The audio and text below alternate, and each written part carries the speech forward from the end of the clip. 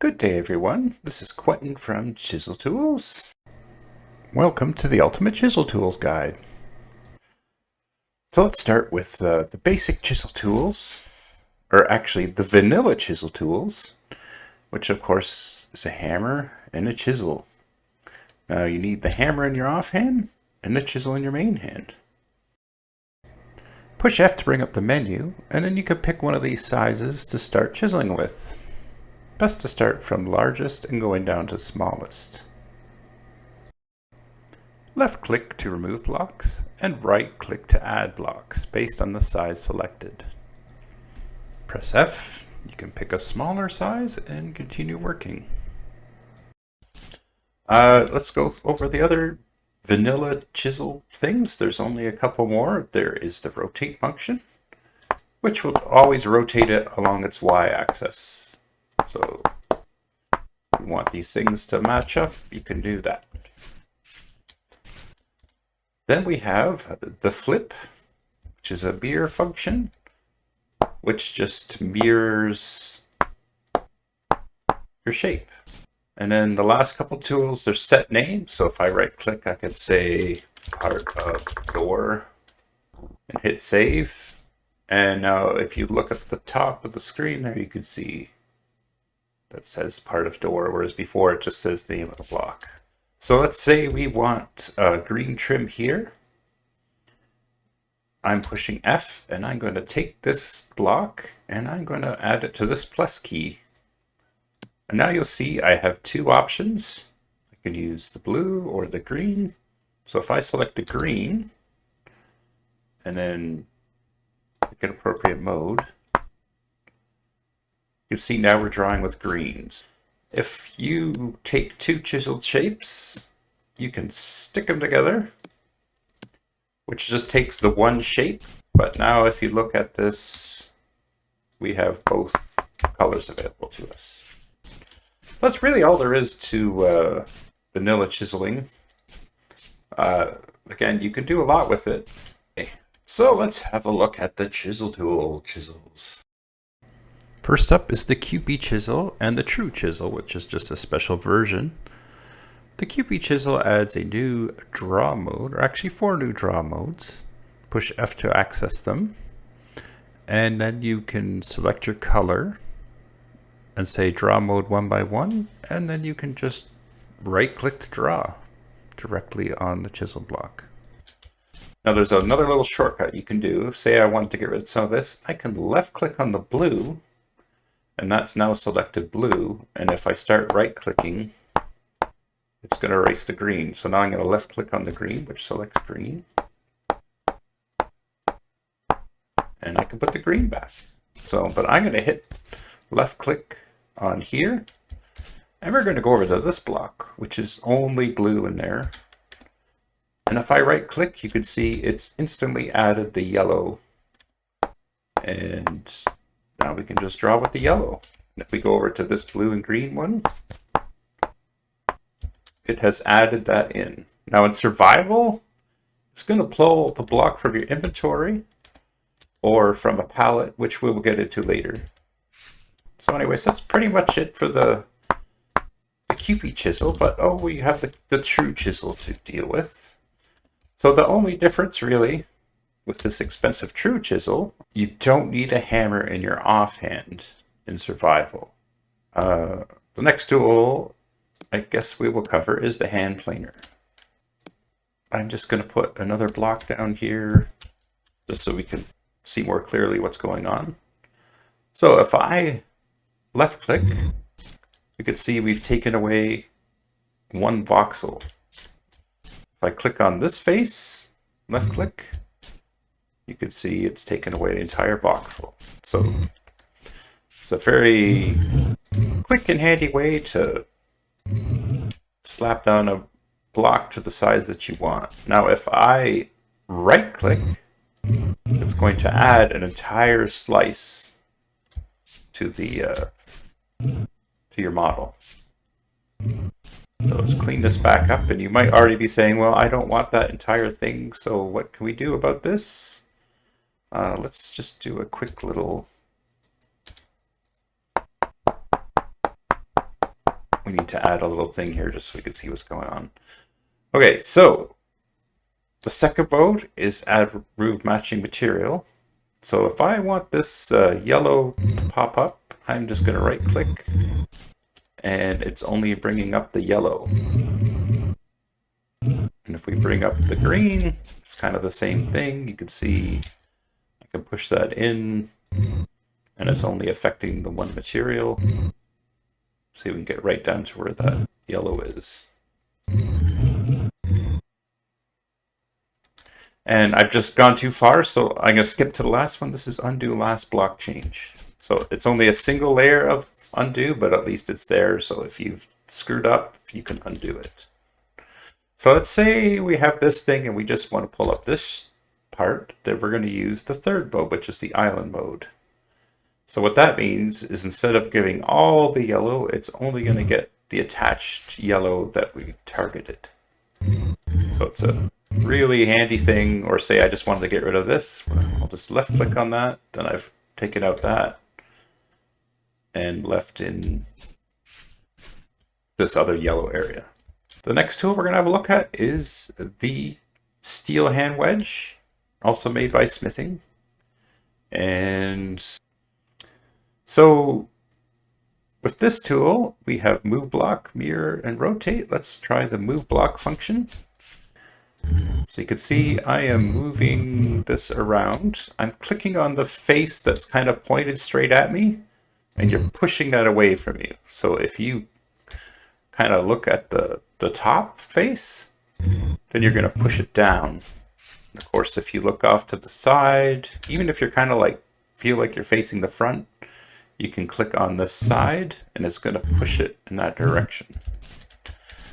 So when it gets to the edge of the block, it will just destroy the voxels as you go. So see, we push that there. This is the end of this block, so it's just gone. Oh, we got a little piece of green in there. And of course you can undo that. Next up is mirror mode, and you can flip the shape back and forth depending on which side you're looking at. And of course the main thing you can do in this that you can in vanilla is a vertical flip. So this is flipped it upside down. Let's go over to here. It'll be a little easier to see. I'm clicking on the top block, and so that has flipped it vertically. And last but not least for the hand planer is rotate mode, which is very similar to the mirror mode, but it rotates instead. And of course you can do that on the vertical axis as well. So that's it for the hand planer. Let's move on. So now let's get into the big boy, I guess. This is the Pantograph, and this probably should be a video on its own, but I'm trying to make one video that has everything. Let's have a look at the other modes. The first mode is actually paste shape and materials. So let's try, like this one has a couple colors in it. So if I left click again, you can hear the camera sound. That means I'm copying. If I right click, you can see it's copied everything, even the material list. So the simplest mode would be this paste shape only. So if I left click with the Pantograph, almost every mode, you'll hear a little camera sound. And that means it's copied this shape into the Pantograph. So now that I have this shape in the Pantograph, I can right click on another chisel block and it will apply the shape. If we go back to paste shape only, now we can see this block has 3 colors. This block only has 2 colors. But if I do paste shape only, it's going to do its best to use the colors that you have.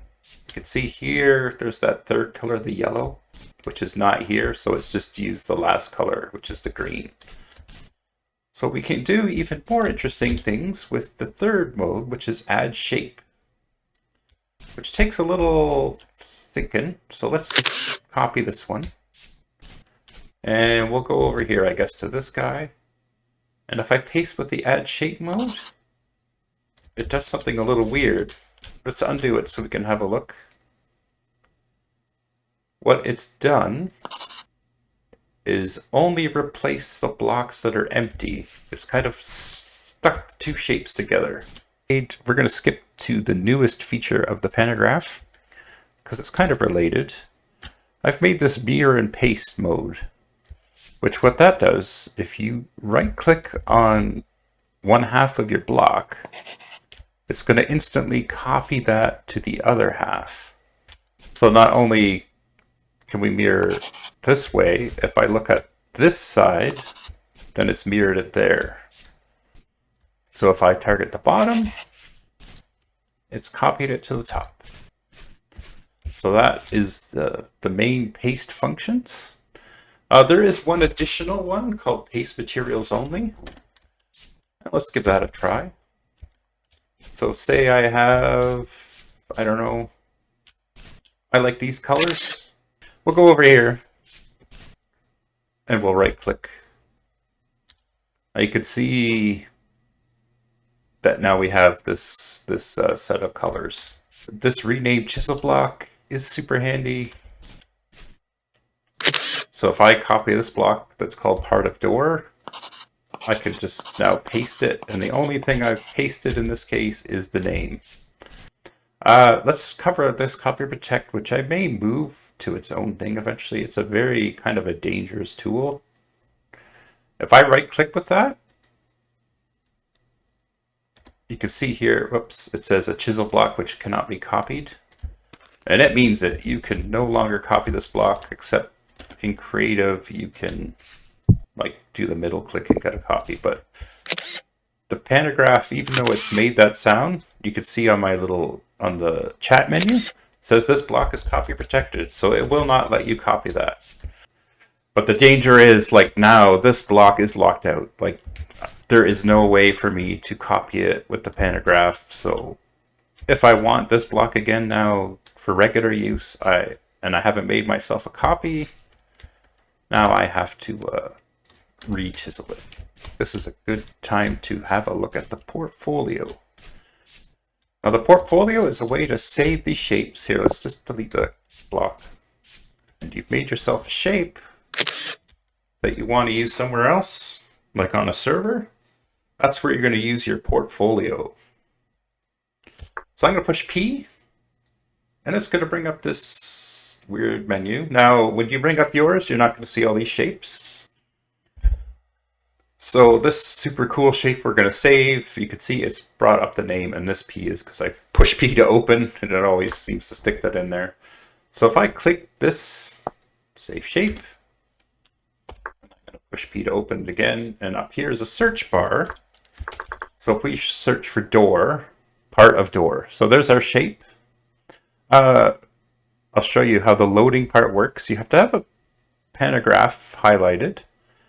And now if I click this, it's now the same as if I'd snapshotted with some limitations. So if I right click, you can see we've got, let's just rotate that.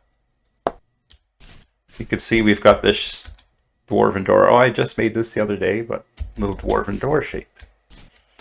Now the things to keep in mind when you're pasting from the portfolio is it's pasting the same order of colors as in the original. However, it doesn't, when I save it, it's not actually saving the materials that were originally made with it, because when you go between servers and single player worlds, you can't guarantee that those materials will always be there. So you can see, here's the blue, and all these shapes seem to be blue now. It's because when you push P, it is using the chisel block that you're looking at. You'll see some extra colors, and it's just kind of added those to show you that there are other colors in the shape you are copying. Okay, now we come to a rather complicated part of the Pantograph, and that is the door making tools. Yeah. This will definitely take some work and fiddling around and getting used to.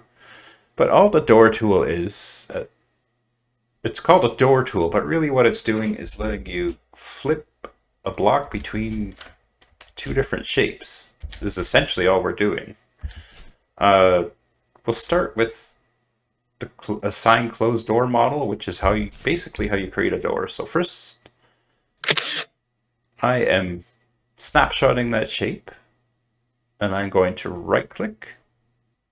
Now if I right click it, it's swapping between two shapes, but by default the second shape is an empty square. So not very exciting. So if I left click to snapshot this, and then I'm going to go change from assign closed door model to assign open door model. And we're going to right click. It doesn't. Now if I right click, you can see it's shifting between the two shapes. So we can do the same thing here. Let's go to assign closed door model. And we're going to left click and right click. And then we'll go over. You can use the connect door tool to connect multiple doors together by right clicking on doors and then left clicking on the final door. And once that is done, you'll be able to click them together. See, it's a little weird, but they are linked together. Okay, I'll show you this. This is like beta functionality. Okay, we'll show you this command. I am looking at the controlling block of the door, and I've typed .pf door sound, which you must be in creative mode to use, at least at this point in time. And the sound /stone _ move, which is one of the sounds that's in Chisel Tools. You can use any sound in the game or any mod if you know how to properly type in the path to that sound. And then now, when we right click on door, it will play that sound. But anyways, we won't spend too much time on that because it is pretty early days. So that's the door tool. Again, it's quite complicated, for which I apologize. So let's go from a hard one to a simple one. We're going to just cover the paint scraper. Okay, so let's cover the paint scraper tool. We'll go from something complicated to something basic. It has one function, and that is to remove unused or duplicate materials. So if I look at this blue cube, you can see I've got green and yellow. I'm not using green or yellow, so most of the time that doesn't matter. But if for some reason you find yourself in a situation where you have extra materials you don't want to use, all you do is right click with the paint scraper. You can see it's removed the extra color. So now I think next up we are going to cover the palettes. So the palette is a very cool block. The recipe is a little odd, and that's just from me struggling to find the right way to do it. You can see there's all this stuff flashes by, but basically you want 4 quicklime, and you want either a half stack of vegetables or a stack of fruit or a bucket of white dye.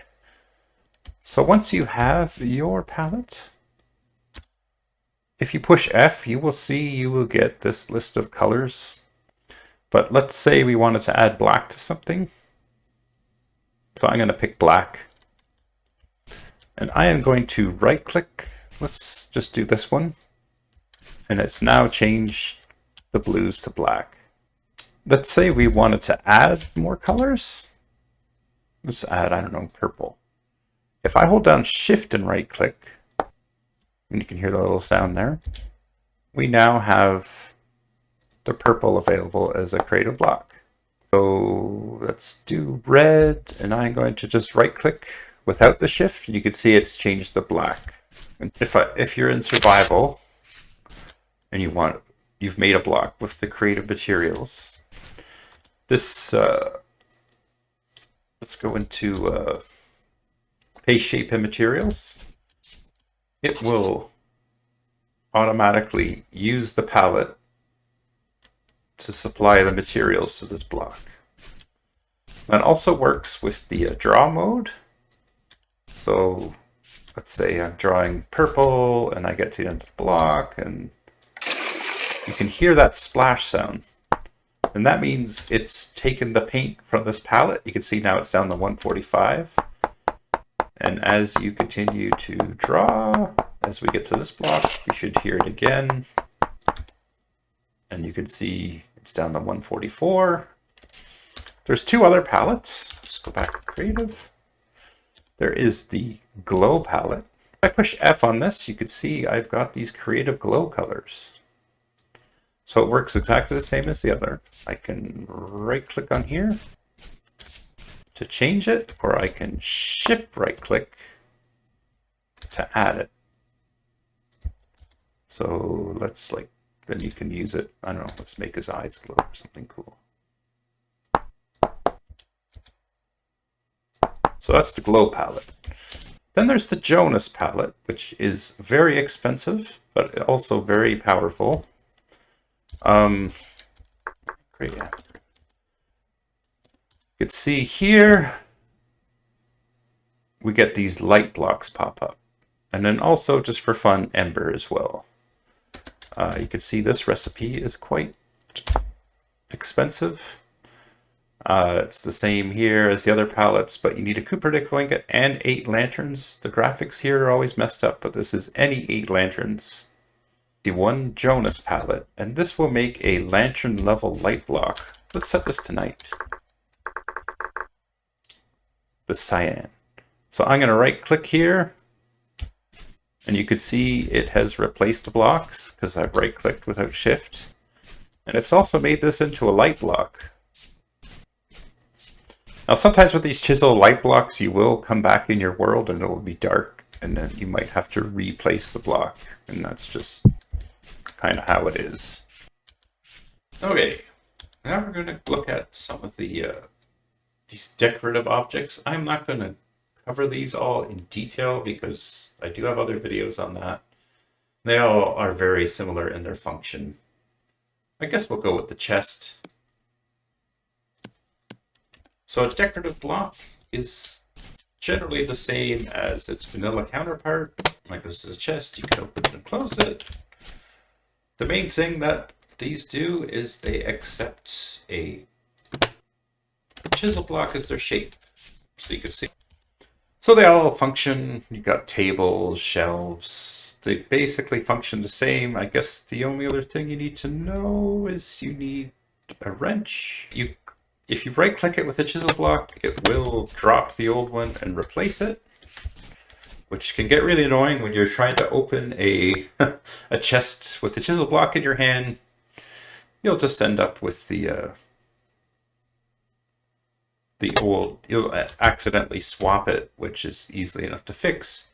If you just want to take it out, you can use the wrench, and that will just remove the shape. Oh, the paintbrush, of course. The palette, if I right click, it's going to do something. And what it's going to do is use whatever is in your first hotbar slot, and it will turn whatever you've targeted into that. I'm going to shift right click, and you can see now I have this phyllite sand, what do you call it? There's two main uses. One is just to go through your world and you can quickly repaint. If you're in survival, it will be using up those blocks. The other main, more sneaky use is to get blocks that you're usually not able to chisel with. Now, which ones will or won't work is very difficult to know ahead of time.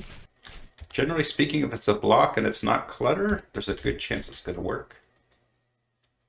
But the texture that you get out of it may not quite be what you expect. Sometimes they're very interesting, like I find these rough hewn fences make a very interesting pattern. But you can see you get like these leaves are really weird. They pick up the surface winds, and they may also pick up at times the seasonal colors. So wrapping up our little tour of Chisel Tools, let's have a quick look at the ladder maker. It is very simple. You look at a chisel block, you right click, and now the chisel block is climbable. Okay, the last tool is a very simple ladder tool, except if you're in survival, you will It's the stone path tool, and in survival you will need paths in order to use it, and it will use it up as you go. These ones I already changed, so if we're going along here, you can see I get the path speed bonus. So anyways, that's it for the Chisel Tool guide. I'm sure I've missed a few things, but hopefully it's helpful for getting started in chiseling. Yeah, give it a like, give me a subscribe if you enjoyed it. Let me know in the comments if I've missed stuff or if there's other things. If you like this video, maybe I'll do like a general tips and tricks type deal someday. But yeah, that's Chisel Tools. Thanks for watching.